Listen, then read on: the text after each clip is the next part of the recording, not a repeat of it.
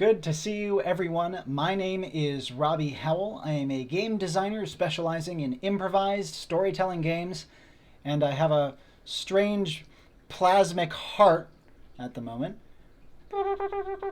Anyways, today I'd like to invite you to join me for some improvised world building. Specifically, we're going to be taking the suggestion left by my good friend down in the comments section, Desert Monk, who recommended we make a video creating a fantasy race together. Thank you very much for your support, Desert Monk. It's great having you watching my videos. So, about fantasy races.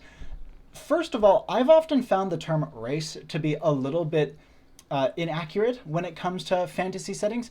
A better term might be a species or a people, like you hear in Lord of the Rings, the free peoples or something similar. But for ease's sake, and because it's industry standard nomenclature, we're going to use race for the purposes of this video here. So, as always, we're going to be generating some focus words. I'm going to be giving myself 10 minutes to handle this thing, and we will see what we come up with a little bit of a greaterino at the end. So let's begin with our focus words. 5 words at random. 3, 2, 1.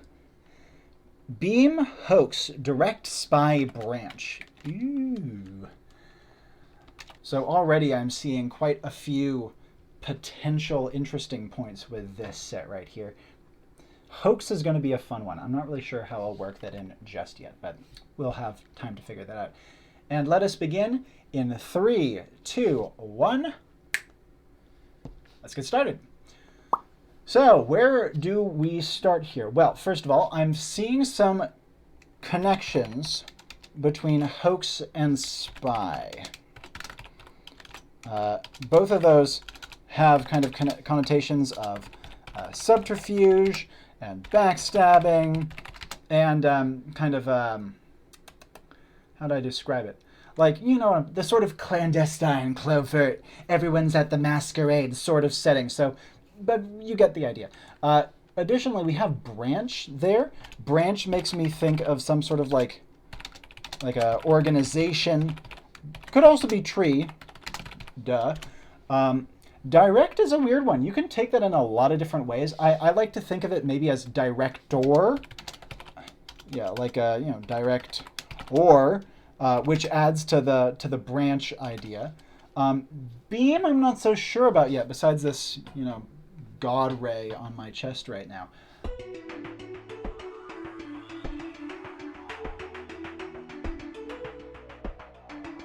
I think we're going to have to go with a futuristic setting here, because I'm not really getting anything else off of Beam. So, yeah. Okay. I think this is enough to kind of go off of, especially because a futuristic setting kind of lends itself well to the whole spy subterfuge thing. It's hard to do that in a more ancient setting, though not impossible. And the branch organization director thing also lends itself well to something more modern. So let's begin with some general criteria and organization of my thoughts.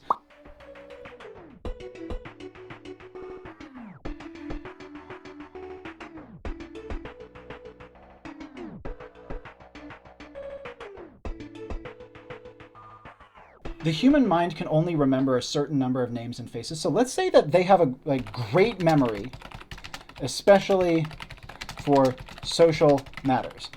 Names, faces, etc. I'll also add who said what.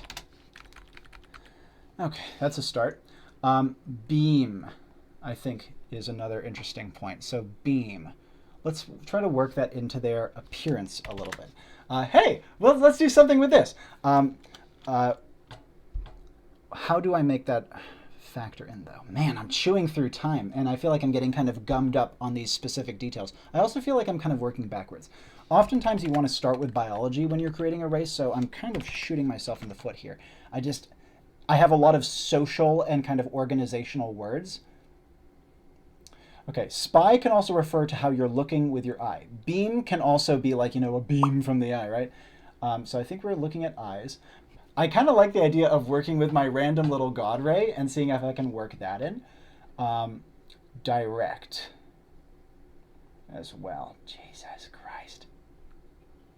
Okay, well, let's start with branch. Branch in the context of biology can obviously refer to your circulation system.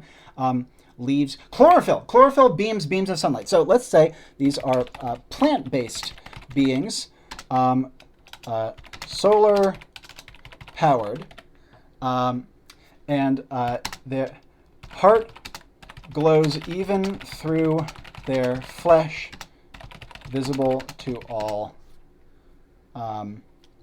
but not unduly bright. Okay, that's something. That's a cool hook that makes them look quite interesting. Okay, let's say large and character-filled eyes, lots of minute ocular muscles for massive control, and huge variety in eye appearance. Because generally speaking, when you're looking at a social people, they're going to focus a lot on the eyes. Okay, so definitely live in a multi-racial setting. I'm going to even go so far as to say there's probably dozens of other species living in harmony. Now, why am I saying that? Well, it's because if I'm wanting to make these guys kind of spies or information dealers, that's a little bit easier if they're one of many faces in the crowd. That kind of helps them dodge persecution and kind of fly under the radar. Because otherwise people just say, oh, never trust one of these guys. So if they're plant-based, do they have green skin? Well, obviously, that usually is what people think of. And do they have leaves and petals? Let's say body is made of many interlocking scales that stand, or let's instead of skin, that kind of like raise a little bit, raise slightly when eating, sunning themselves.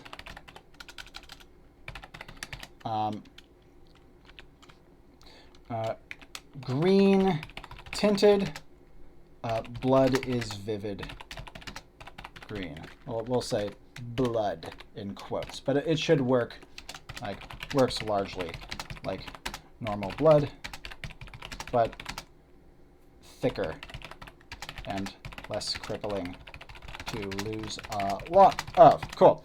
I like the idea of them being kind of pliant and like very kind of mushy, you know? Though plants' bodies are soft and pliant rather than woody, very flexible. That also kind of helps them if they're working as spies. How are they spying? What is making them so special about spying? Eyes. They have the sunlight shit. You can obviously kind of make a magical connection between sunlight and the eyes. Maybe they have like an X-ray vision type thing. It's kind of stupid, if I'm being perfectly honest. But it does have beam and direct. Hoax, though. Crud. I feel like that's a big miss so far. With spy, I'm going to do it. I'm going to say have an X-ray vision that they can toggle at will, though taxing to use, and makes eyes and heart light up. That way it's not like too subtle, you know what I mean? They have to be cagey in how they use it. Culture. Information brokers. Peddling secrets and info between rival factions and races. I have about 15 seconds left. Let's give them one more. Oh, we got to give them a name. Crud, that's what I need to do. Let's call them Beam Hose.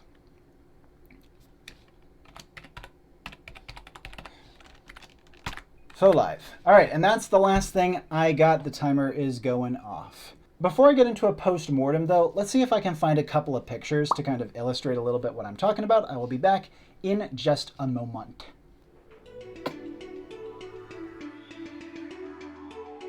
Okay, a couple minutes later, I've collected a handful of images that kind of illustrate what I'm talking about. But I'll be honest, I was kind of scraping the bottom of the barrel with images on this one. Like, that's not really an aesthetic that exists currently, which is a point in this build's favor in some ways, but it does make it harder to get images. The ones that I got were all illustrative of specific elements. So I have this goofy, like, heart medicine stock photo thing right over here. I do want the plant people's heart to look kind of like an actual heart and to only glow through when they're using their X-ray vision thing. This scale mail is obviously scale mail armor, but it is illustrative of how I kind of want the scales on their body to kind of lift when they're sunning themselves. You see how right here there's a couple of them that are kind of lifting up? That's the feel I'm going for. Plus the way that it hugs the body all the rest of the time. I want these guys to be pretty slinky. And having these scales that hug the body when they're not in use, then flip up when they do, is exactly right. This last image, though, is really pretty, really remarkable image. And it is a good... Let me rephrase that. It's not actually good for my purposes, but it did give me an idea for how the eyes could look to make them striking and engaging, but not human at all, and also able to have a lot of different appearances while still distinctly being the same people. You know what I mean? Like the way that the vining kind of winds around, that could be done in different ways. Maybe different eyes have certain different shapes of vine or petal emerge in them, different colors. There's all sorts of options, and it just got my juices flowing, you know what I mean? Unfortunately, though, the rest of this build didn't really get my juices flowing very well at all.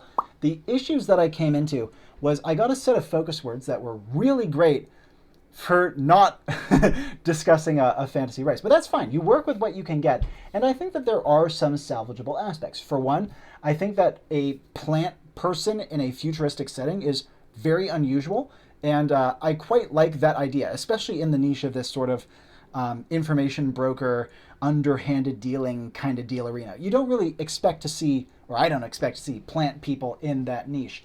I also liked the eye and heart thing. That was pretty cool. But unfortunately, that was kind of where the good stuff ended. I wasn't able to really put together their organizational hierarchy as well as I would have liked. I think this name just blows. Faux life. It's just two actual words stapled together. I do think I got stuck a little too much on the biology, because with a plant person, you do need to establish a good amount of their biology to make them viable, and oftentimes from biology, you can build out elements of their culture and society really, really effectively. I just didn't have the time to get to that point. I would say overall, I would give this build a D+. By itself, this is nowhere near good enough for me to introduce into a game. If I absolutely had to, I could probably make something work with this. It would be kind of scraping, but with some more time to think about it and maybe some brilliant ideas that come to me in the moment, I could see making this thing good, if not great. But on the face of it now, this is definitely one of the worst builds that I've done, I would say. Hopefully you found it interesting, though. And I know I always say this, but for this build in particular, I'd really like to hear what you would have done with these focus words, were you given the task to create a race with them. It's a really interesting set, and I think you could take it in dozens of different directions very, very effectively. You saw the weird chain of free association it took for me to get to plant people in a futuristic setting. So what did you think of my build? Are you as hard on it as I am being? Do you think that it has more salvageable elements than I'm giving it credit for? And last of all, do you have any suggestions for what I should try to tackle next in improvised world building? Until that point, however, my name has been Robbie Howell, and ciao for now.